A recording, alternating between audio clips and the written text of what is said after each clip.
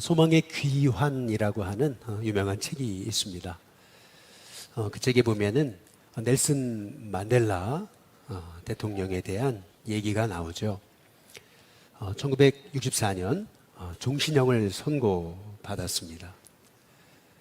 그리고 루벤섬이라는 감옥으로 이제 투옥이 되죠. 면회와 편지는 6개월에 한 번 정도만 허락이 이제 됐습니다. 계속된 폭력과 또 고문이 있었죠. 그가 감옥살이를 한 4년이 되던 해에 어머니가 돌아가시고요. 그리고 그 이듬해에는 큰아들이 교통사고로 죽습니다.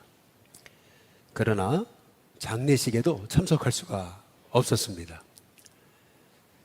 어느덧 세월이 흘러가지고 14년이 되는 해였는데 큰딸이 결혼을 해가지고 아기를 낳았다고 면회를 왔습니다. 그래서 큰딸이 아버지한테 이렇게 얘기했습니다. 아버지, 아기 이름을 지어달라고. 그때 아버지가 말없이 윗주머니에서 꼬깃꼬깃 구겨진 종이조각 하나를 꺼내서 딸에게 이제 건네주죠. 딸은 그 종이 조각에 이제 쓰여진 글자를 보는 순간 눈물을 쏟습니다. 그 글자에는 이렇게 써 있었습니다.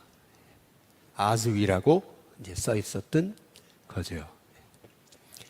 아즈위는 이 남아프리카 공화국의 말로 희망이라는 뜻이었습니다. 감옥에 갇힌 지 이렇게 오랜 세월 14년이나 감옥 생활을 했고, 감옥 생활하면서 어머니도 돌아가시고, 그리고 큰아들이 교통사고로 죽었는데도 그는 아이의 이름을 지어달라고 찾아왔던 딸에게 그 아이의 이름을 아즈위, 소망이다, 희망이다 라고 그렇게 이름을 지어줬습니다. 그러고 나서도 넬슨 만델라는 13년 옥살이를 더 하죠. 마침내 풀려나게 됩니다. 무려 27년간 감옥살이를 했습니다. 44살에 감옥에 들어가서 71세에 풀려난 거죠. 그리고 나서 그는 남아프리카 공화국의 최초 흑인 대통령이 됐던 거죠. 우리가 오늘 함께 보신 말씀에도 보면은 절대 인생에 출구가 없어 보이는데 그 출구가 없어 보이는 상황에서도 소망을 잃지 않았던 참 귀한 이제 사도 바울의 이제 고백을 볼 수가 있는 건데요. 저는 창세기를 요새 우리가 새벽마다 이제 묵상하고 있지 않습니까? 그런데 갑자기 기도하다 그런 생각이 들었어요. 감옥에 있던 바울하고 그리고 이 애굽의 이 감옥에 있었던 요셉하고 너무 공통점이 이제 있는 거예요. 사도 바울도 로마에 들어갈 때 같은 연금을 당했잖아요. 근데 그게 감옥 생활입니다. 뿐만 아니라 요셉도 보디발의 집에 노예로 있다가 소위 성폭행 미수범이로 그렇게 누명을 쓰고 낙인이 찍혀가지고 보디발의 집에 있는 그 정치범을 수용하는 감옥에 이제 들어가게 이제 됐던 거 아니겠어요? 다시 말해서 이 요셉과 이 다윗은요, 보니까 너무 닮은 꼴이 있는 거예요. 그래서 본래 우리가 지난 주보에 보시면은 본문이 실은 빌립보서 2장 12절에서부터 18절까지 말씀인데 저는 새벽에 기도를 하다가 오늘은 그냥 빌립보서 2장 13절 한 절 갖고 말씀을 나눠야 되겠다 이런 생각을 가지고 갑자기 좀 말씀을 이제 바꾸게 됐던 겁니다. 그러니까 쉽게 말하면은 이 바울과 요셉의 이제 공통점이 있다면은 그것은 뭐냐면 꼭 출구가 없어 보이는 인생이 이 두 사람의 공통점인 것이거든요. 왜냐하면은 바울은 이 로마 감옥에 가택연금을 당했지만 손과 발에 이제 쇠사슬에 매인 거죠. 로마의 친위대에 24시간 감시를 받고 있는 이제 그러한 상황입니다. 또 요셉은 어떻습니까? 노예잖아요. 근데 그 노예가 주인을 배신하고 주인의 아내를 범하려고 하려 했다고 하는 그런 누명을 쓰고 이제 감옥에 들어온 거잖아요.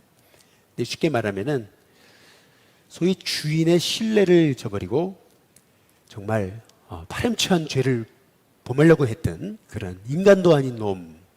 이게 요셉이 이제 요셉에게 쓰여졌던 그런 낙인인 거거든요.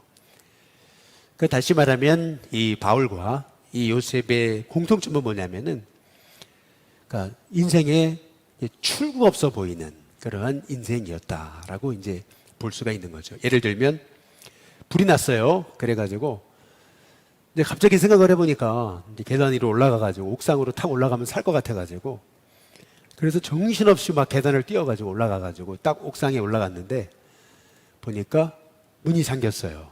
예. 그러니까 no exit이죠. exit이 없어요. 예. 출구가 없어 보이는 거예요.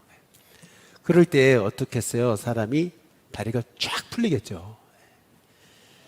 사실 이 바울과 요셉이라는 상황이 이제 그런 상황이었다라고 우리가 봐도 되는 그런 상황이었던 거죠. 그런데 참 놀랍게도 이 바울과 요셉에게는 공통점이 하나 있어요. 그게 뭐냐면은 빌립보서 한번 1장 6절에 보면 바울이 그러잖아요. 너희 안에 착한 일을 시작하신 이가 그리스도 예수의 날까지 이루실 줄을. 그 다음 같이 한번 읽어보겠습니다. 같이 읽습니다. 시작. 우리는 확신하노라. 예. 여기 우리는 확신하노라. 여러분 이 한 고백만 봐도 꼭 소망의 출구가 없어 보이는데, 그런데 이 바울은요, 우리는 확신한다. 예. 소망의 출구가 없어 보이는데 그는 도대체 어디에서 이런 확신이 나오는 건지 빌립보서 4장 13절에도 이렇게 얘기하잖아요. 내게 능력 주시는 자 안에서. 그 다음 같이 한번 읽어보겠습니다. 같이 읽습니다. 시작. 내가 모든 것을 할 수 있느니라. 예. 내가 모든 것을 할 수 있다. 예. 여러분 이 고백 하나만 가지고도 우리에게 얼마나 힘이 생깁니까? 이게 소위 인생의 출구가 보이지 않는 것 같은 그 상황에서 바울이 외쳤던 고백이거든요. 너희 안에 행하시는 분은 하나님이시라고. 너희 안에서 착한 일을 시작하신 분은 그분이시라고. 반드시 그분이 이루신다. 나는 확신한다. 얼마나 멋진 고백이에요. 그런데 요셉도 그런 거거든요. 한번 창세기 39장 20절과 21절을 보면은 이렇게 얘기하죠. 이에 요셉의 주인이 그를 잡아 옥에 가두니 그 옥은 왕의 죄수를 가두는 곳이었다. 요셉이 옥에 갇혔으나. 이게 요셉의 상황이죠. 그런데 21절에 보니까 여호와께서 요셉과 어떻게 하세요? 함께 하셔요. 그래서 그에게 인자를 더하세요. 그래서 간수장에게 은혜를 받게 하시잖아요. 근데 은혜를 받는 정도가 아니고 창세기 39장 23절에 보니까 간수장은 그의 손에 맡긴 것을 무엇이든지 살펴보지도 않았대요. 이는 여호와께서 요셉과 함께 하시기 때문에. 그 다음에 우리 같이 한번 읽어보겠습니다. 같이 읽습니다. 시작. 여호와께서 그를 범사에 형통하게 하셨더라. 예. 어찌 보면은요, 이 소위 요셉과 이 바울은요, 꼭 환경에 절대 영향 안 받는 사람들 같아요. 로마 감옥에 하루 이틀도 아니고 사도행전 28장에 보니까 2년 동안 그랬거든요. 계속 풀려나지도 못하고 그냥 거기 계속 갇혀 있었어요. 끝이 안 보였어요. 요셉은 어때요? 요셉은요, 그냥 노예가 감옥에 들어갔는데 그냥 밑도 끝도 없는, 추락하는 건 날개가 없다고요? 진짜 완전 끝까지 추락해버린 그러한 그 인생의 그 절망을 만난 거거든요. 꼭 불이 났는데 아파트 꼭대기에 정신없이 올라갔는데 출구가 있을 줄 알았더니 꽉 잠겨 있거든요. 여러분 그럴 때 이 다리가 쫙 풀려야지 이게 정상인데 꼭 이 바울과 요셉은요, 어찌 보면은 환경에 절대 영향 안 받는 사람 같아요. 소위 절망에는 딱 담쌓아 놓고 그리고 매일 소망과 손잡고 살아가는 사람처럼 이제 보이거든요. 그러나 우리가 주목해 봐야 되는 건 뭐냐면 이 바울과 요셉도 우리와 똑같은 사람이었다라고 하는 겁니다. 똑같은 우리와 같이 연약한 사람이었다. 근데 그걸 어떻게 알 수 있냐면은 창세기 40장 14절에 보면 요셉이 얘기하잖아요. 술 맡은 관원장에게 당신이 잘 되시거든. 나를 좀 생각해 달라고 내게 은혜를 베풀어서 내 사정을 바로에게 알아해 달라고 얘기해 달라고 그래서 이 집에서 나를 어떻게 해달라고요? 건져달라고 말이죠. 사람이 그래도 이렇게 소망이 있을 때는 사람이 그래도 의욕이 생기게 마련이거든요. 근데 마침 술 맡은 관원장이 이제 전직이 회복되게 생겼으니까 요셉이 얘기하잖아요. 자기 좀 꺼내달라고. 세상 말로 얘기하면 지금 청탁을 넣는 거거든요. 꼭 바로에게 얘기해달라고. 근데 쉽게 말하면은 지금 요셉이 얼마나 절박한 상황이었나. 지금 요셉이 여기서 나가는 방법은 술 맡은 관원장이 바로에게 얘기해줘가지고 바로의 힘으로 자기를 꺼내주는 것밖에는 이제 방법이 없다고 생각한 거거든요. 그러니까 쉽게 말하면 요셉도 우리와 똑같은 사람이었다라는 것을 이 요셉의 말을 통해서 알 수가 있는 거죠. 나 좀 꺼내달라고, 나 좀 살려달라고. 내가 여기 올 사람이 아니라고, 난 누명을 썼다고. 이 요셉의 이 한마디의 고백을 통해서 요셉도 우리와 똑같은 사람이었구나 라고 하는 걸 성경이 말하고 있는 겁니다. 뭐 요셉이라고 환경에 전혀 영향받지 않고 절망과는 담쌓고 늘 소망과 손잡고 그렇게 살아가는 인생은 아니었다. 이게 성경이 말하고 있는 거죠. 바울은 어때요? 바울도 똑같아요. 우리 빌립보서 2장 20절에 보면은 바울이 얘기하거든요. 이는 뜻을 같이 해서 너희 사정을 진실히 생각할 자가 이밖에 내게 없습니다. 이 사람밖에 없다. 여러분 이 말 한마디를 통해서 우리는 바울은 진짜 강철 같은 그런 마음을 가진 사람이었다. 우리가 이렇게 생각하기 쉬운데 여러분 이 말씀을 잘 우리가 곱씹어 묵상해 보면은요. 바울도 의지할 사람을 찾고 있었다라고 하는 것을 알 수가 있는 거죠. 정말 의지할 사람 이 사람밖에 없다. 지금 바울이 그런 얘기를 하고 있는 거거든요. 여러분 우리는 사람이 어떤 존재인지를 정확히 알아야 됩니다.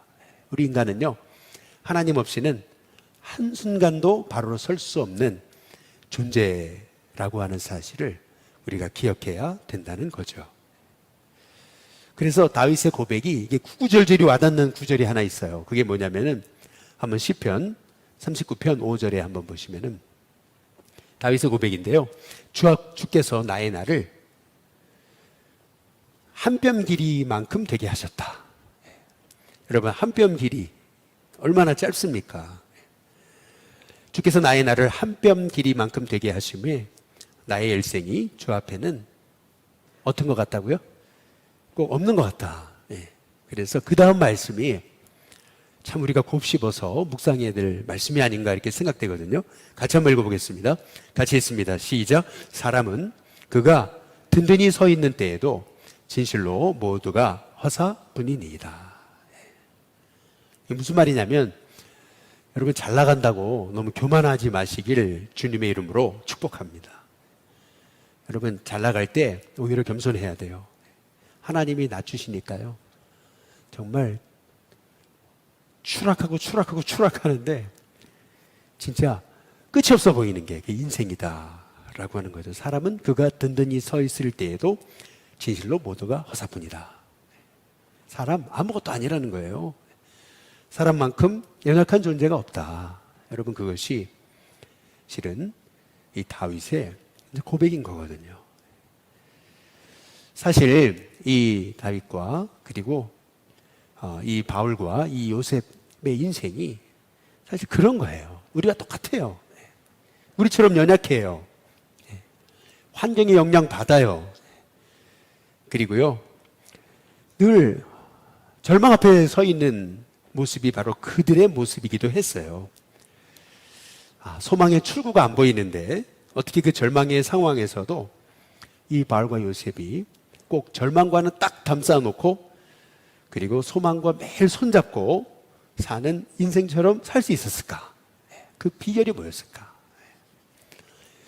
여러분, 요셉이 그 감옥에서도 절대 낙심하지 않았던 그 비결이 여러분 성경의 창세기에 나옵니다. 40장 6절에서 한번 8절에 보면은 제가 한번 읽어볼게요.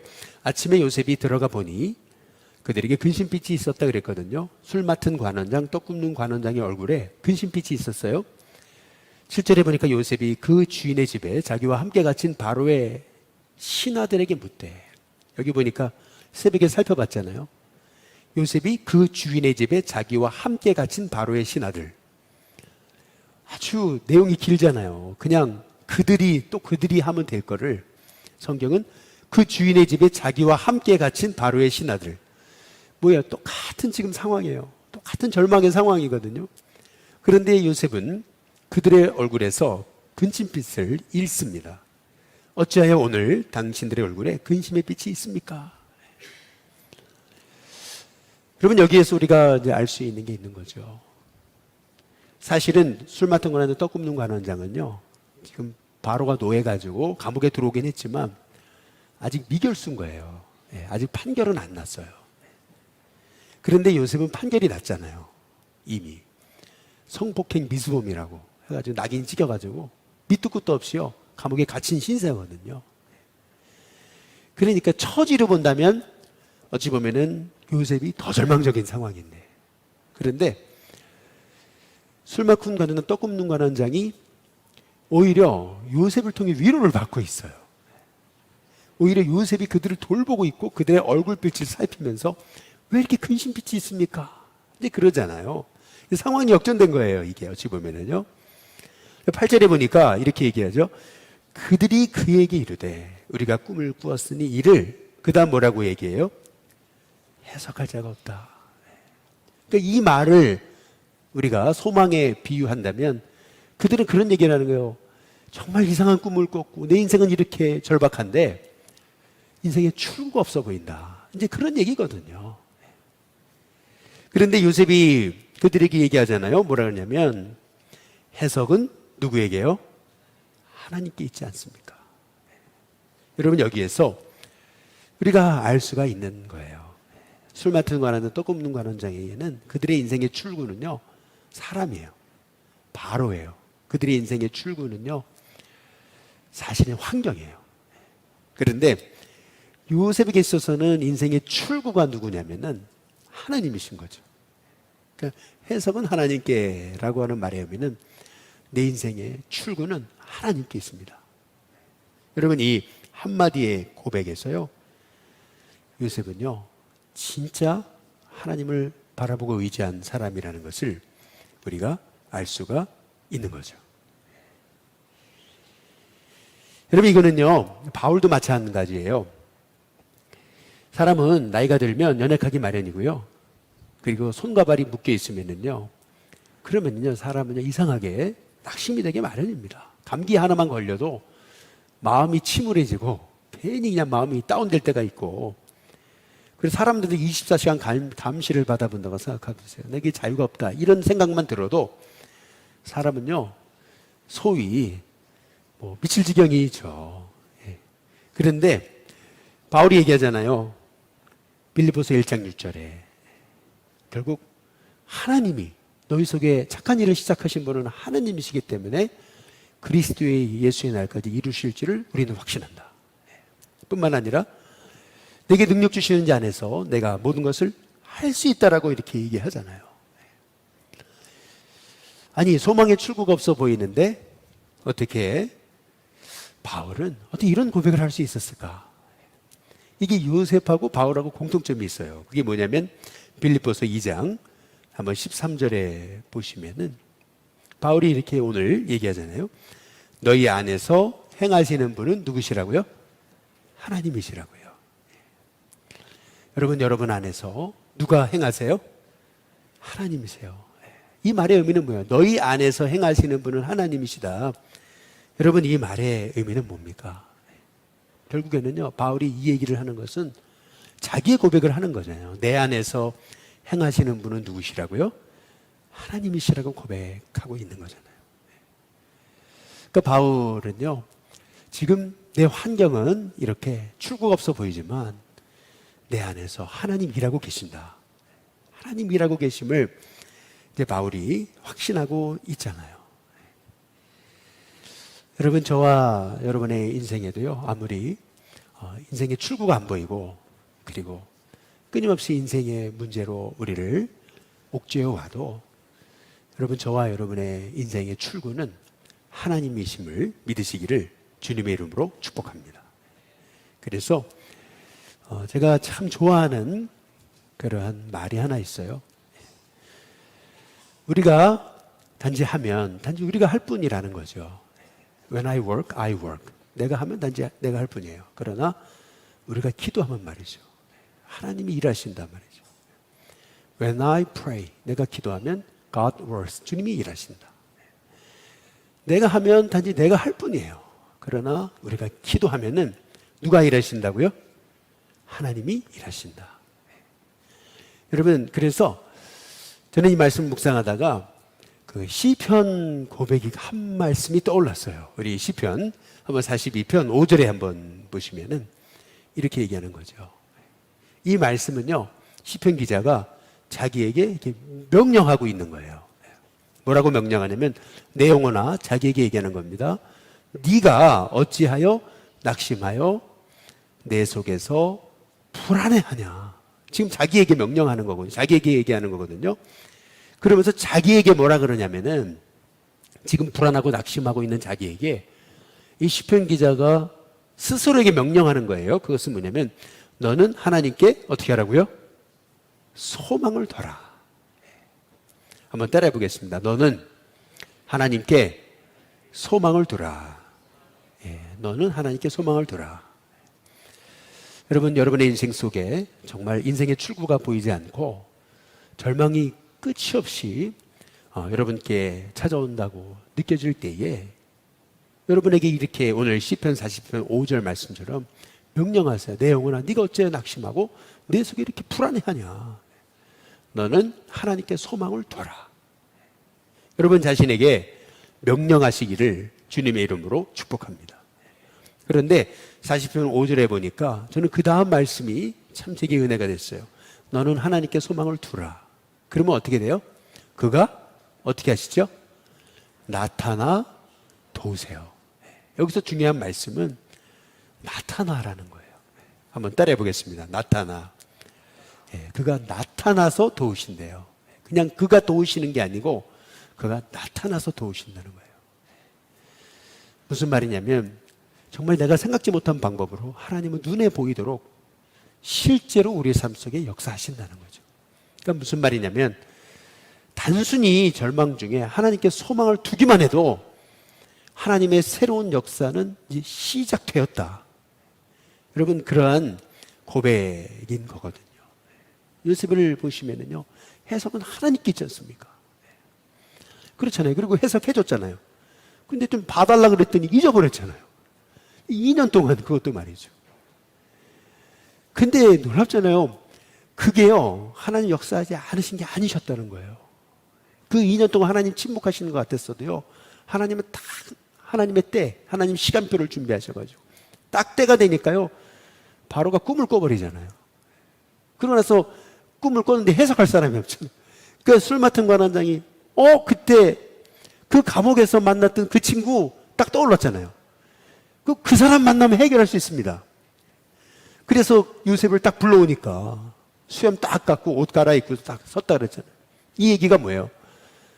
요셉이 감옥에서 얼마나 몰골이 그렇게 그 죄수로서 수염도 못 깎고 그러고 있었단 얘기잖아요. 수염 딱 깎고 옷 딱 갈아입고요. 바로에게 딱 서니까 바로 그러잖아요. 야, 너는 진짜 꿈을 잘 푼다더라. 그랬더니 요셉이 했던 말이 뭐예요? 바로에게 했던 말. 술 맡은 관원장이 했던 말하고 똑같은 얘기하는 거예요. 해석은 하나님께 있습니다. 여러분, 이게 참 기가 막힌 말씀인 거거든요. 이 요셉의 중심을 보는 거예요. 아니, 우리가 똑같은 사람이에요. 아니, 요셉이라고 어떻게 절망과 담 쌓고 매일 소망과 손잡고 살 수 있겠어요? 요셉이라고요, 술 맡은 관원장이 자기를 잊어버렸을 때 다리가 쫙 풀리지 않았을까요? 아니 좀 봐달라 그랬는데, 아니 그런데 한 달을 기다리고 두 달을 기다리고 6개월을 기다렸는데, 아니 자기를 누구 하나 찾아주는 사람이 없잖아요. 그러니까요, 이 요셉에게도요, 정말 어찌 보면은요, 절망과 손잡고 이제는 될 때려대라 할 수도 있었는데, 그가 절망하지 않았던 이유가 뭐예요? 바로 앞에 서서 했던 그 한마디 말에서 우리가 알 수 있는 거잖아요. 해석은 하나님께 있습니다. 여러분, 이게 뭐예요? 다시 말해서 요셉이요, 그의 소망을 누구에게 둔 거예요? 하나님께 둔 거거든요. 그랬더니 그가 어떻게 하세요? 나타나 도우시는 거죠. 그냥 도우시는 게 아니고요, 나타나 도우시는 거예요. 그래서요, 여러분, 바울도 어찌 보면은요, 지금 로마 감옥에 이렇게 손과 발이 쇠사슬에 묶여가지고 24시간 로마 군인들에게 감시를 당하고 있어도요, 그 바울을 통해서 하나님이 나타나 도우신 일이 뭐예요? 결국 그 로마를요, 하나님은요, 복음 앞에 무릎 꿇게 하시잖아요. 그래서요, 실은요, 오늘 이 시편 기자의 고백이 우리의 고백이 돼야 되는 겁니다. 자꾸 낙심하고 불안해하고 절망할 때 여러분 자신에게 명령하십시오. 너는 하나님께 소망을 둬라. 다시요, 다 같이 한번 따라해 보겠습니다. 시작. 너는 하나님께 소망을 둬라. 너는 하나님께 소망을 두라. 우리 인생의 진정한 출구는 하나님께 있다는 거죠. 그러면 그가 나타나 어떻게 하신다고요? 도우신단 말이에요. 그가 나타나 도우신대요. 그러면 나타나 도우시는 그 하나님 역사의 방법, 구체적인 내용이 뭐예요? 그 다음 구절이 나와 있어요. 42편 8절에 보시면은, 낮에는 하나님 어떻게 하세요? 그의 인자하심을 베푸세요. 낮에는요, 정말 생각지 못한 도우심으로 하나님이 우리를 도우세요. 그리고요, 밤에는요, 그의 찬송이 내 입술 가운데 있대요. 내 마음 가운데 있대요. 실은 낮에는 막 정신없이 살다 보니까 뭐 염려도 있고 그리고 절망도 잊어버리고 어쨌든 열심히 사는데, 밤이 되면은 나도 모르게 막 두려움이 몰려오거든요. 밤이 되면 나도 모르게 막 불안함이 몰려오고, 밤이 되면 나도 모르게 자꾸 외로움이 내게 막 엄습하거든요. 그런데 놀라운 건 이거예요. 하나님께 소망을 두니까, 그러니까 낮에는 정말 하나님 나에게 인자를 베푸시고, 그리고 밤에는 그의 찬송이 내게 있대요. 여러분, 저와 여러분 가운데 하나님은요, 낮에는 인자하심을 베푸시고 밤에는 여러분의 심령 가운데 찬송이 끊이지 않는 인생이 되실 수 있게 되시기를 주님의 이름으로 축복합니다. 그래서 고백하잖아요. 생명의 하나님께 뭐 한다고요? 기도하리로다. 여러분, 우리가 기도할 수 있다는 것은요, 기도한다라는 말의 의미는 뭐냐면 이미 하나님의 역사가 시작되었음을 의미하는 겁니다. 기도가 시작됐다는 것은요, 이미 하나님 역사가 시작되신 거예요. 여러분, 그 믿음이 저와 여러분 가운데 있게 되시기를 주님의 이름으로 축복합니다. 이미 기도를 시작했다는 건요, 하나님의 역사가 시작된 거예요. 이미요. 하나님께 소망을 두기만 해도 그가 나타나 도우시는 거거든요. 우리가 요셉의 삶을 통해서 보면은요, 소망을 하나님께 뒀잖아요. 해석은 하나님께 있습니다. 그런데 아니, 술 맡은 관원장이 잘 되더니 요셉을 까마득히 잊어버렸잖아요. 그런데 신기하죠. 그 2년이라는 세월은 사람은 잊어도 누구는 잊지 않으세요? 하나님은 잊지 않으신 거예요. 그 2년이라는 세월은요, 하나님이 아무 일도 안 하신 일이 아니세요. 그 2년 동안 하나님이 하나님의 때를 다 준비하신 거잖아요. 여러분, 그렇다고 본다면요, 우리가 기도를 시작했다라는 것은 이미 하나님의 새 역사가 시작됐다는 것을 의미하는 겁니다. 여러분, 오늘 이 밤에 여러분이 여러분의 가정의 일들을 위해 기도하실 때 여러분 스스로에게 선포하십시오. 이미 하나님의 역사는 시작되었단 말이죠. 이미 하나님의 일은 시작되었단 말이죠. 이미 하나님의 그 역사는 이미 나의 삶을 통해서 이미 이루어졌단 말이죠. 여러분 그렇게 선포하십시오. 여러분 그렇게 될 때 하나님께서 저와 여러분 통해서 정말 놀라운 일들을 행하시는 것을 이제 여러분이 보게 되는 은혜가 있게 될 줄로 믿습니다. 결국에는요, 하나님께 소망을 두면 그러면 그가 나타나 도우십니다. 여러분 그 하나님의 역사를 발견하고 체험하는 저와 여러분이 되시기를 주님의 이름으로 축복합니다.